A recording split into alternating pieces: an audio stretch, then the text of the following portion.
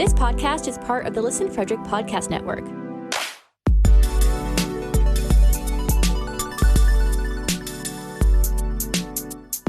To learn more, visit listenfrederick.com.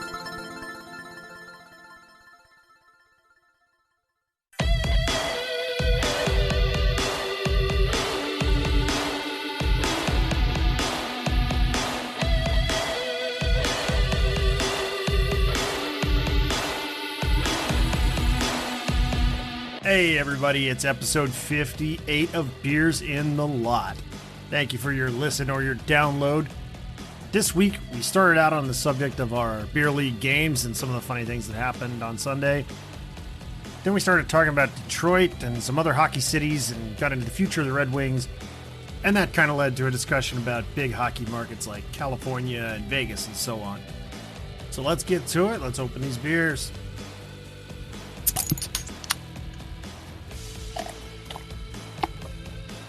Nice pours, guys.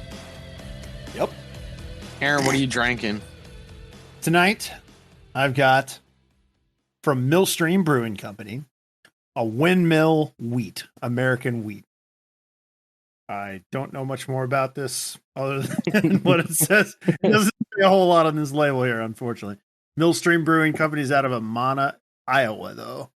And this is pretty good. You mean you didn't study it? No, I did not. I'm not a studier of beers. I am a drinker of beers. You didn't do research? I did not do my due diligence on this beer. No. What do you got tonight, Daniel? Going back to the Treehouse Well, and I have a Super Treat American Double IPA. Interesting can art there. Yeah. A lollipop, you know. Yeah. Mm-hmm. What do you got tonight, Riggs? So, keeping things in New England, I have from Night Shift Brewing, which is another excellent New England brewery, Santilli American IPA. Very, very good. Very well balanced. Yes. And last but not least, John Walker. So I actually have another beer from Silver Branch down the road in Silver Spring, Maryland.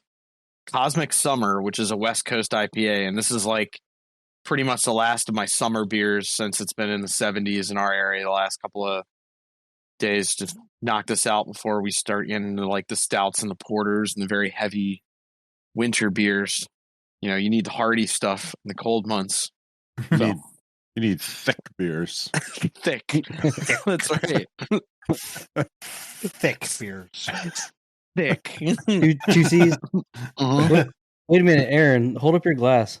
Did you pour the whole thing? Yeah. Damn, dude. Dang. Chugging that tonight. Get good. it. Aaron must have a rattler he wants to get to. Thirsty. No, actually, I've got another one of those blood orange ales that I got. Mm. They were good. I want another one of them. How many beers comes in that subscription? Like, how does that work? 4 a month. So Okay. 1 a week. Actually, Okay. works out pretty well for this. Okay. That's cool. Yeah. I'm looking forward to next month's box because it should be coming in any time. Sorry. I'm being a child. You could edit that out. Am I the only one that chuckles at that statement? Like, come on. Like, really? I'm the only one that chuckles? Guess I'm that guy. Whatever. Yep. You are a child, sir. You are that guy. I am that guy. You that is guy. Totally true. On this podcast, you're that guy. You're not that guy. Dude, so you know how like sometimes Rigsby does it, I do it.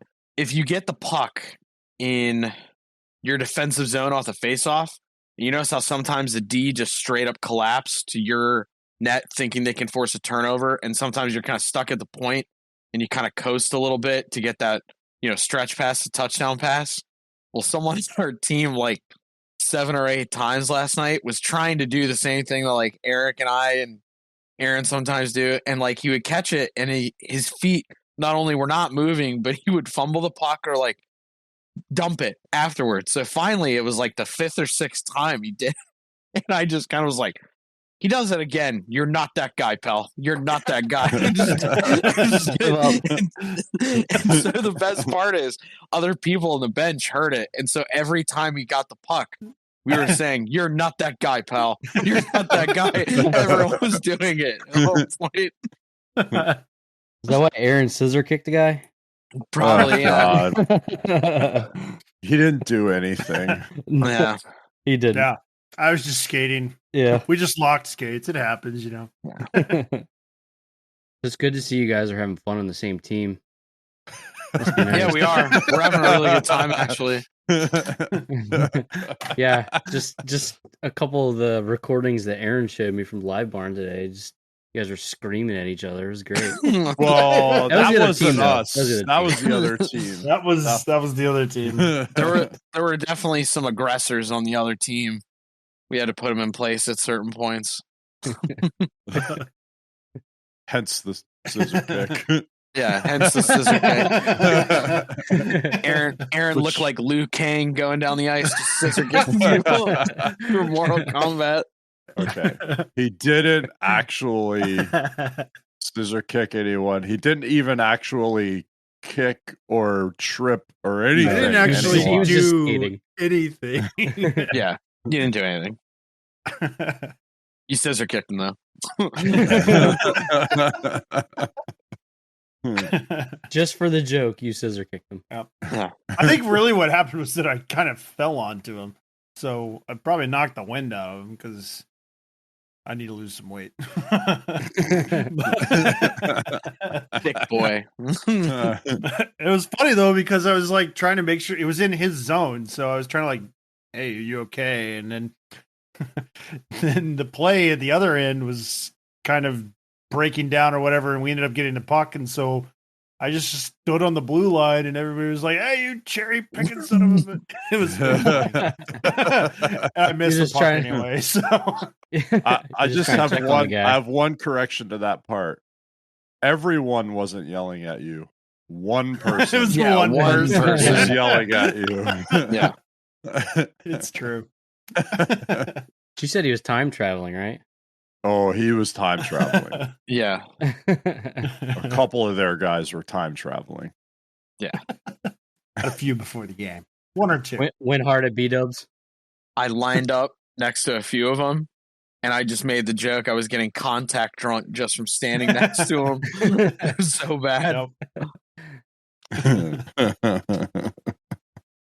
Good times. Glad the league has started back up. We can get these stories going. Yeah, I think my team plays your team next week. That'll be fun. You're going down. A little tilt. I hope not. Old beers in the lot face off, yeah. 3-on-1. For whatever reason, before this season and our league started up, I was thinking, I was like, man, it would be awesome, actually, even more so than normal, for us all to be on the same team. Like normally, I'm kind of indifferent about that. Normally, it's like it's fun being on separate teams, but for whatever reason, this season, I was thinking, man, we'd be good if we were all on the same team, especially in that league. Fun. You know, like Yeah, in that yeah. league. Yeah. Well, and also too, because of the shorter. Normally, we have about 14 to 16 guys on a roster each season, roughly, give or take. This season, it's like 11, right? Which for ice time is spectacular. Mm-hmm. Yeah.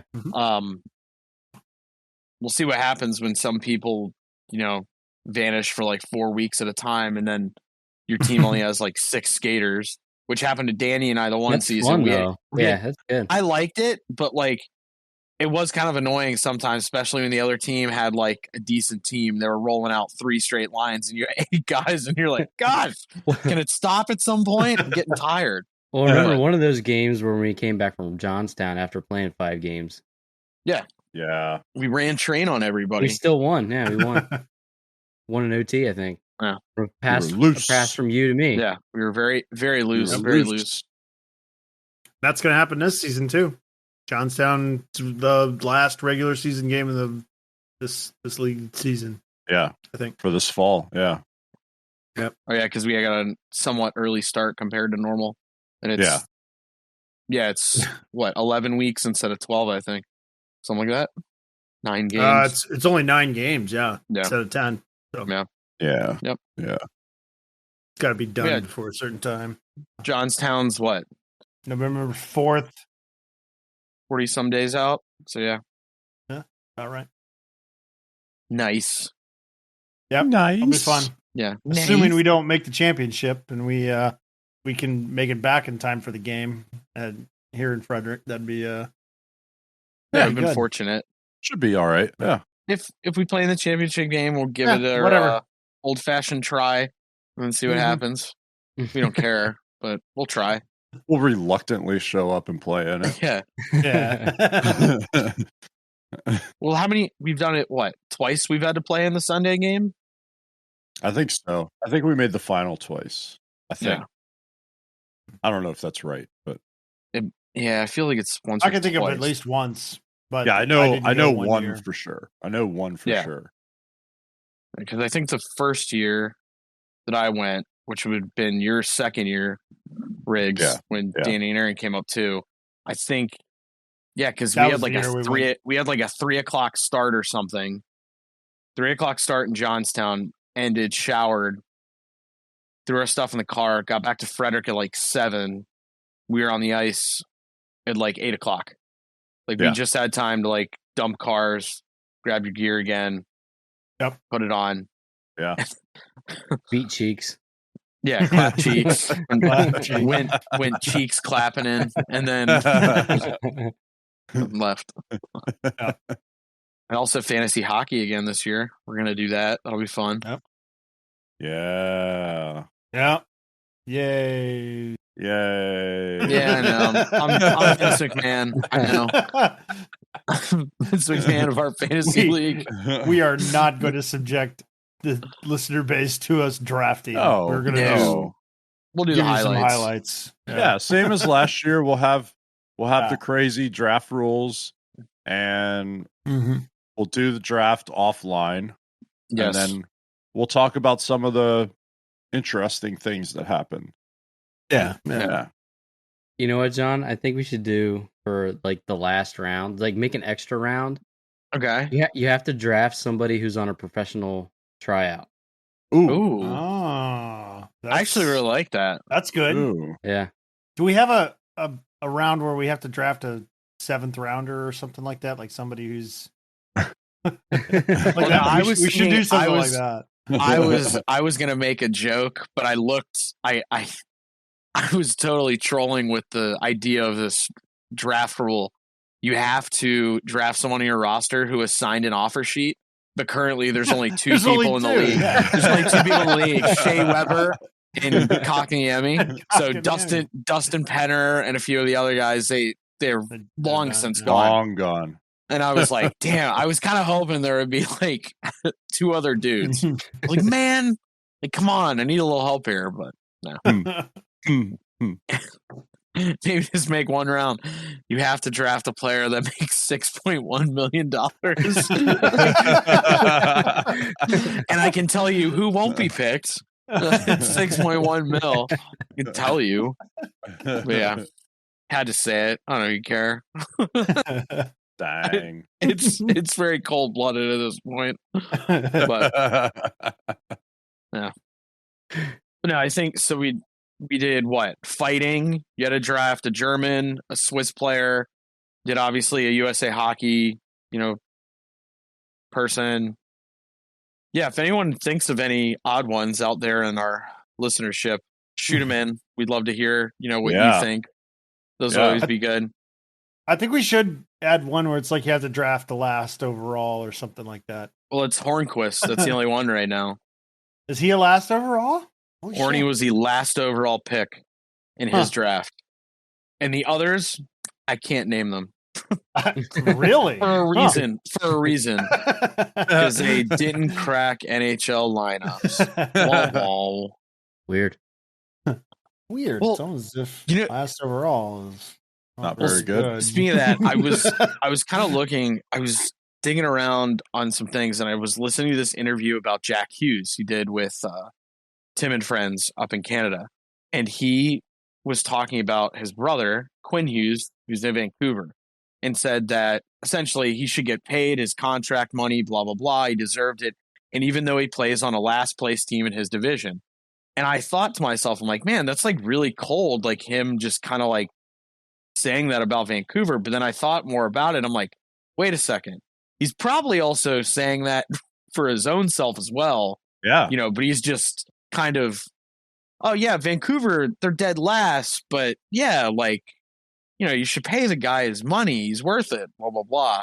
And I'm like, come on, Jack. Like, we know what you're doing here. Come on.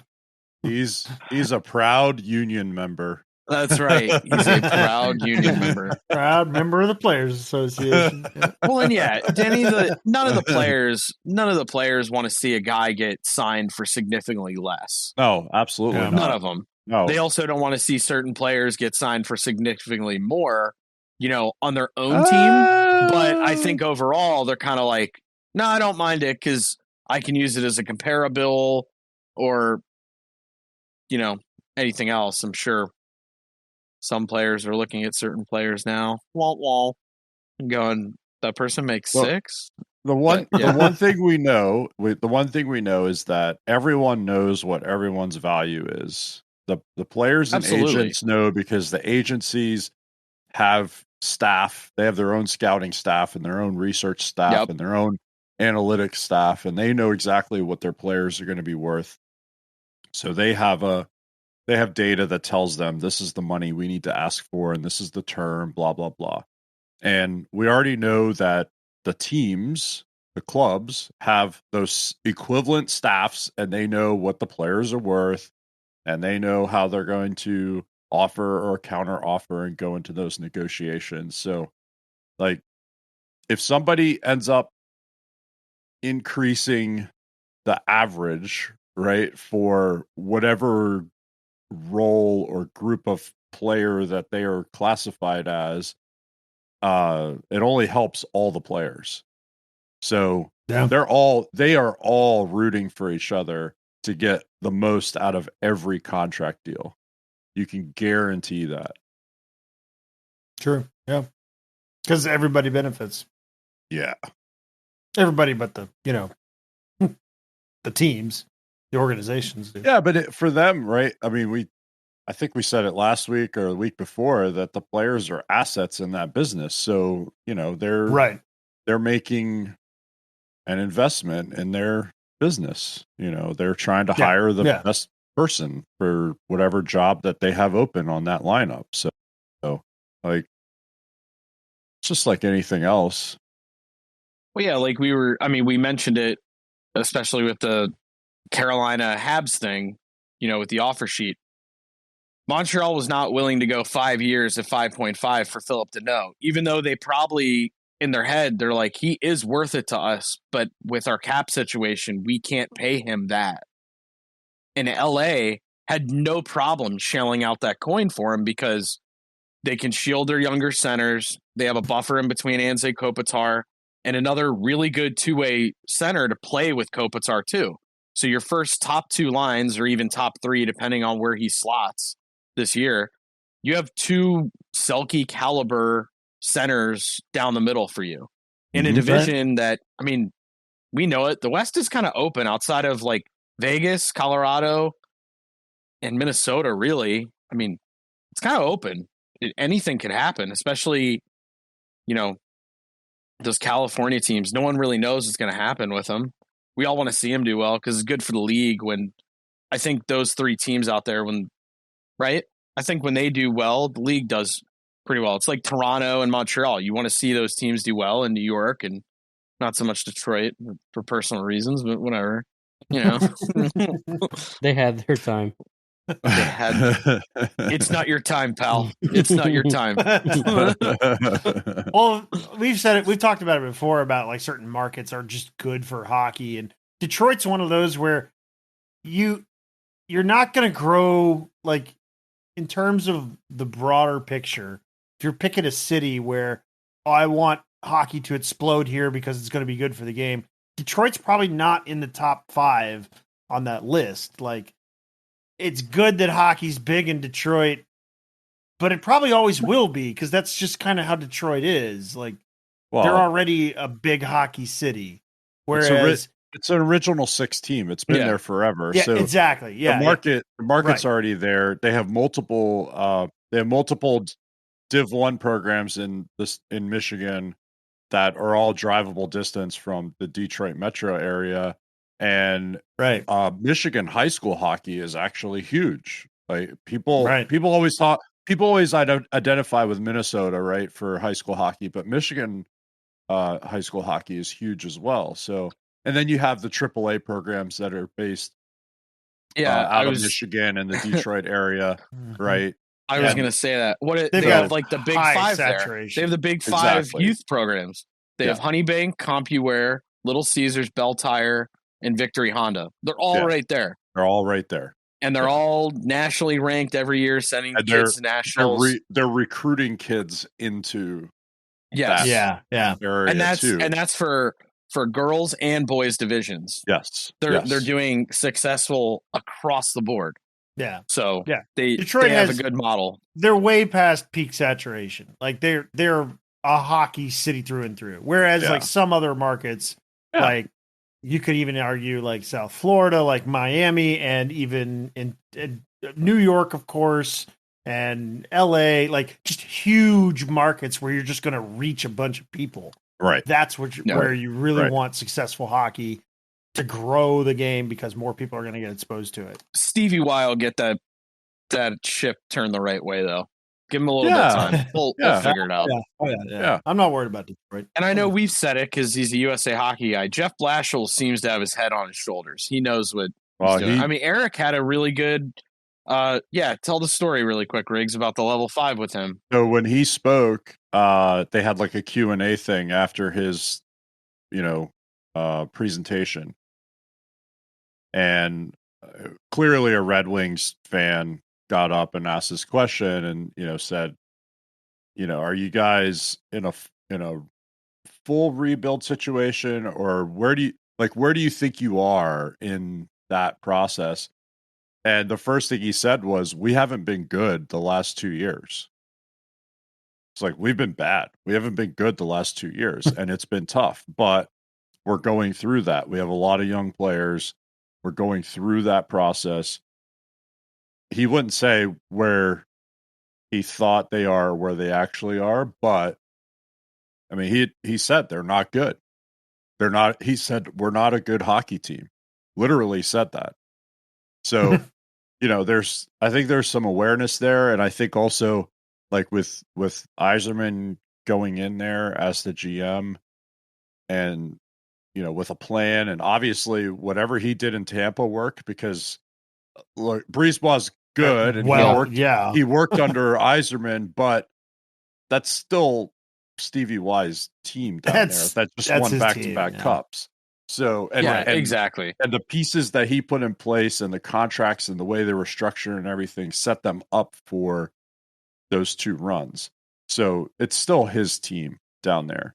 And I think in Detroit, that's the expectation now, is that he's going to be able to build the same type of program and process there.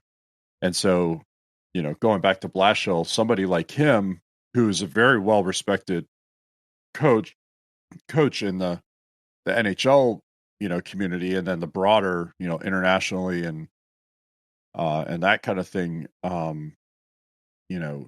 he's going to be given a lot of leeway to do what he needs to do to develop players and get the Red Wings, to where they need to be on the ice. So, again, we just talked about Detroit for a long time, and related to, what does the market there need? The market there doesn't need anything. It's a lot like Buffalo, right? Where there's already rabid hockey fans in that market. Yep. Whether they like the Red Wings or not, or they like the Sabres or not, doesn't really matter. Hockey is huge in places like that. In Southern California, or California in general, those teams have to be good for people to be interested in hockey, right? Yep. To grow the game in those areas. So that, for LA to have the success that they did over those couple cup years, For San Jose to be a perennial contender for so many years, that's huge for California, right? Right. It's a per capita thing. So Right. in Buffalo and Detroit, I mean, the hockey fans per capita is just off the charts. And then you look at a place like LA or something like that, and it's a lot lower. So that means that there's a lot of potential, which a good run, a good couple of seasons or so, people start getting interested in it. Especially you get some celebrities in a place like Right. LA. Celebrities do a whole lot for the game. You get guys like Snoop Dogg, Yeah, dog. hanging out in the booth. Now we're talking. Yeah, you're gonna get some attention. Like, that's awesome. Wait, Yeah, so you're man. saying because Little John went to Thrashers games, it didn't grow big enough? What are you talking about? He started going to Vegas games. I know. He's in Remember? Vegas now. I dig that. Remember? I'm all about that. We were talking about Vegas in the locker room last night. They don't even need fans. Like, Vegas doesn't. I mean, they have All right. fans, So, but okay. and maybe they need some fans. Yes, I they didn't do. wanna- They will I didn't always want- have fans. But I didn't want to jump into that conversation because I just wanted to like enjoy post-game beers in the room. But so having met real Vegas fans that have been residents of the town before Gold Knights came and all that stuff, what they say is that the Golden Knights have accelerated the growth of the hockey community there. It was already sort of starting. Then the Golden Knights came, and now like they don't have enough ice to get kids on. There's waiting lists for programs. Right. It's exploding there now, and people are crazy about it. Now, part of that's because the Golden Knights had I don't know, massive success. shocking success in their first season, right, as an expansion team. But part of it's just the simple fact that they were the only pro team in town, right? Like just this year, right? That the Raiders moved from the Oakland Raiders. to LA or whatever they Mhm. were Yeah. before they moved from California to Vegas. And they built the Death Star. That's the name of Yeah. the stadium. You say it's the Death Star. But Ugh, that was it's kind of cool. that was the only, I don't know if NHL's or what's considered the top 4 pro sports in America anymore, but they were the only, top pro franchise that was in Vegas. Now they had ECHL before, they had different incarnations of minor league hockey there. But nothing is like the NHL, right? Nothing is like Right. an ownership group coming in, working with the city to build a very nice building, and then putting a really good product on the ice. So everything that I heard from those guys was, hey, the Vegas hockey community is absolutely exploding. It's like nuclear right now. And Good. we cannot find enough ice to get kids on. So, whatever you want to say about filling that building, whatever, it doesn't matter. They're set up for the future. They're set up for the long term success of hockey in that area of the country. And also by putting their AHL team in Henderson. When they got the green light to do that, they're like, oh, we'll put it in Henderson. Perfect. Yeah, I think that's a no-brainer. Because especially, we've talked about it. Some families can't afford, especially if you're like a family. I mean, I'll take my family, for example, mom, dad, and 3 kids. Like, that's 5 people going to a professional sports game. Ooh, yeah. That adds up pretty quick. Yeah. Especially when, you want sodas, and my younger brother Neil wants like candy, Dippin' Dots, popcorn, and 15 other things. Had to throw him under the bus. Yeah. All right, that'll do it for episode 58 here. As always, thank you so much for your listen. We appreciate your support through listens. We especially appreciate those who are subscribing or rating and reviewing on your podcatcher apps. That helps us a lot. And a super special thanks to our Patreons. You guys are awesome. If you want some more information on Patreon or Discord, beersinthelot.com is the place to go. All the info you need is there. Thanks again for your listen. We'll catch you next week. See ya!